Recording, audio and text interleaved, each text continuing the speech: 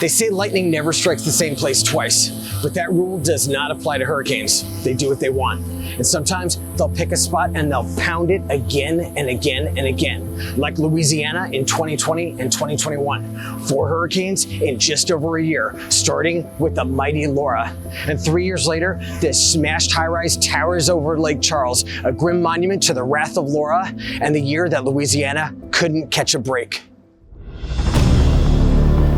Hurricane Laura came howling into Louisiana late at night on August 26, 2020. After making landfall with estimated winds of 150 miles an hour, this mighty Category 4 storm took direct aim at Lake Charles. Captain Armand Gilmore and Specialist Jeremy Stevens of the Louisiana Army National Guard remember the night well, too well. They were in the armory when all hell broke loose. There was debris everywhere, and you hear the wind. It sounds like a freight train coming through. You smell the smell of pine because of all the trees that are breaking. You could clearly hear it over all the wind and everything. And so I peeked my head out, and you just see darkness, and then you would see like lightning, and then I was like, oh, there's no wall there.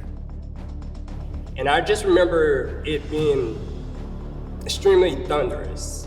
So loud that for a moment, you almost forgot that there was a storm outside because you were so focused on the deafening sound of the wall coming in. I can remember a lot of soldiers calling their parents, saying, hey, the building's collapsing. I don't know what's gonna happen. Meanwhile, neighboring Sulphur was faring no better, and that's where I was. Roaring winds devastated homes and businesses, with spectacular electrical explosions lighting up the sky all night. Years later, the sheer power of those winds is fresh in my mind. Mayor Mike Danahay rode out the storm in the reinforced City Hall. You had projectiles and materials and flying objects that were going through the area. And certainly it was a situation you would not want to go out into. After that fearsome night, his city awoke to a new reality.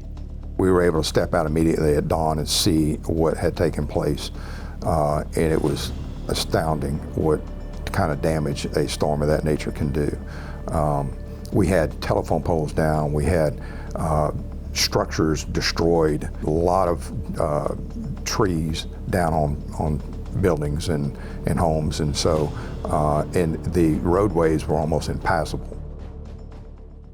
Parts of downtown Lake Charles have been beautifully refurbished. You walk around, you see painting and construction happening everywhere, and the neighborhood has kind of like a hip sparkle to it. And parts of the city have built back better than ever, with beautiful new affordable housing going up. Other blocks are frozen in the past, time capsules from the day after the storm. Sulphur, too, still bears scars. We're not fully recovered by any stretch of the imagination, and we will continue to work with whomever and our citizens and our business owners to be able to bring Sulphur back to the prominence that it was before. But believe it or not, it could have been worse. What I experienced that night is something I wouldn't want my worst enemy to experience, and that's something you'll never forget if you have to experience that. And that was just the start of Louisiana's incredible run of hurricanes. A little more than a month later, Hurricane Delta attacked almost the exact same place. While not as strong as Laura, it was salt in the wound for a hurting region. Just 3 weeks after that, Hurricane Zeta raced into New Orleans, bringing mayhem to the other side of the state.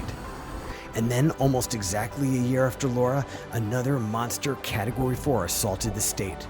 This one, named Ida, pounded the bayou cities of southeast Louisiana with devastating storm surges and 150-mile-an-hour winds, causing billions of dollars in damage. Hurricane Laura's assault on Lake Charles and Sulphur was the start of a one-year Louisianan hurricane swarm, and I'm sure folks in this state felt cursed, but it's not that unusual for hurricanes to come in swarms like this. The bottom line and the lesson learned, you're never overdue for a hurricane, but you're also never done with them. Always be ready. This is Josh Morgerman, WeatherNation TV in Lake Charles, Louisiana.